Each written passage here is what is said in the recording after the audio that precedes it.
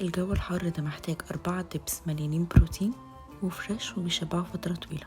أول واحد هو الزبادي اليوناني وعسل وفرنش دريسنج، وده ممكن ناكل بيه الفرايز أو الخضار أو فرايز الخضار زي الجزر المعمول في الفرن. تاني وصفة هي الجبنة القريش مع البنجر والزبادي اليوناني. الزبادي هيغير من قوامها والبنجر هيغير لونها والتوابل هتغير طعمها. فالناس اللي مش بيحبوا الجبنة القريش جربوا الطريقة دي هتعجبكم قوي. الحمص وده ممكن يتعمل بأكتر من طريقة ويتاكل مع أكتر من حاجة على حسب بتحبوه مع ايه. مش بياخد وقت ومناسب جدا للصيف والحر، بالذات لو كلتوه مع خضار. جربوه كل مرة مع حاجة مختلفة وقولولي رأيكم.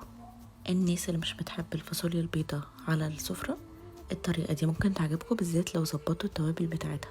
ممكن تحطوا فلفل حامي وتوم باودر وفلفل اسود وزيت زيتون وبنجر مهروس وتخلطوهم مع بعض زي الحمص بالظبط. زودوا زيت زيتون على الوش. كلوها مع اي خضار بتحبوه او ممكن عيش محمص. قولولي ايه اكتر طريقة عجبتكم، وبالهنا والشفا.